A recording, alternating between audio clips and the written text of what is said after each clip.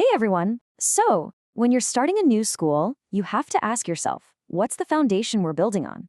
And, the answer isn't the bricks and mortar, it's the people. So today, we're going to dive into the blueprint for training a top-tier teaching staff right from the very beginning. And this right here is the core philosophy that drives everything. It's such a simple, powerful truth. The quality of your school can never, ever be better than the quality of your teachers.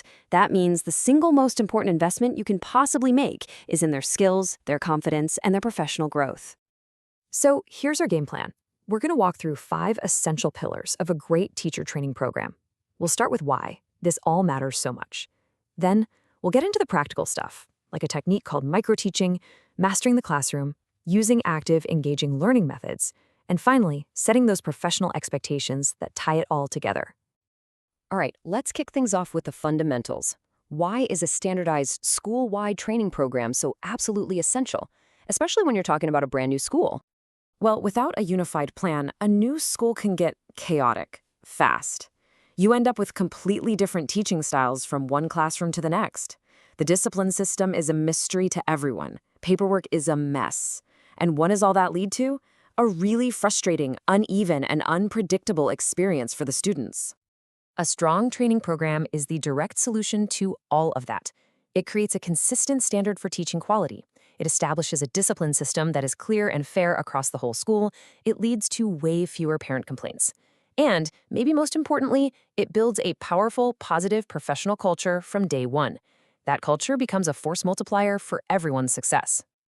Okay, so we know why we need training, but how do we actually start building those practical skills? Let's jump into our next section and look at a fantastic tool for this, micro-teaching. It's all about building a teacher's confidence and skill in a really safe, supportive space. So what exactly is micro-teaching? The idea is brilliantly simple. A teacher just prepares and delivers a super short lesson. We're talking 5 to 7 minutes, not to students, but to a small group of their own colleagues. The goal here isn't to be perfect, it's all about practice and getting good, constructive feedback. The real magic of this whole process is the cycle. It just keeps going. You plan, you deliver, you get feedback, and then you do it again, making it a little better each time.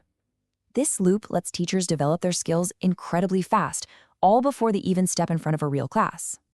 And this right here, this is the secret sauce for making that feedback actually work. The key is to be constructive, not critical. You start with praise, pointing out what went well.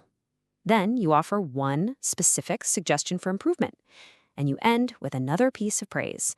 This simple formula builds confidence and makes teachers genuinely open to the advice. Okay, so once teachers are getting that practice, it's time to tackle the big one, mastering the classroom. Because let's be honest, a teacher who can't control their classroom can't really teach. We're going to break this down into 3 essential pillars. Pillar number 1 is all about the rules, and the key words here are clear and consistent. The rules have to be simple, they have to be visible somewhere in the room, and you have to reinforce them every single day, no exceptions. That's what creates a predictable and safe learning environment. Next up, we've got pillar 2, routines. Just think about all the little transitions during a class, how students come in, how they hand in work, how they get into groups. When you have clear procedures for these things, you eliminate so much chaos, and you save precious teaching time.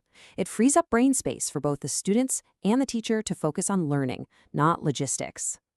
And the final pillar is behavior. This is about having a full toolkit. You start with the proactive stuff, right? Like positive reinforcement and clear nonverbal signals. But you also have to have a plan for when things go wrong. That means a clear step-by-step warning ladder that leads to consequences that are always logical and fair. So once a teacher has that classroom control down, they can finally move beyond just lecturing from the front of the room. This brings us to our 4th section, training teachers in activity-based learning, or ABL. This is all about getting students to learn by doing, and in a modern classroom, it's absolutely essential. But here's the thing, ABL is a skill. It's something you have to be taught. Teachers need to learn how to design activities that are super engaging, but don't cost a fortune. They need to know how to manage the controlled chaos of group work, how to support both struggling and advanced students during an activity, and how to weave it all seamlessly into their lesson plans. Now, teaching skill is only half the battle. A truly great school is also built on a shared culture of professionalism. And that brings us to our final section, setting crystal clear expectations. Because when everyone is aligned and supported, they share what works, and it makes the whole team better, faster. These are the non-negotiables. From day one, every single teacher needs to understand the expectations. We're talking about the basics, like being on time and following the dress code, but also the more nuanced things, like how to communicate professionally with parents and their ultimate responsibility for keeping students safe and maintaining a positive classroom tone. And being a pro also means being diligent with documentation. Now, this isn't just busy work. Each one of these documents serves a critical purpose. Weekly lesson plans guide the instruction. Report cards provide that formal feedback. Consistency here is just absolutely key.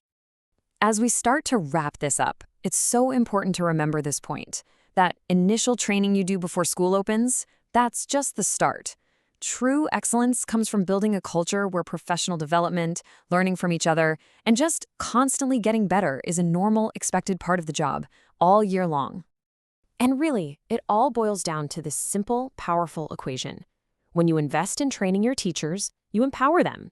They create positive, effective classrooms. That leads directly to happy, engaged students. And the end result of all that? A truly strong and successful school. It's that simple. So, I'll leave you with a question. Whether you're leading a school or you're a teacher in the classroom, think about everything we've covered. What's the first, tangible step you can take to start building or strengthening the training culture where you are? Thanks for joining me.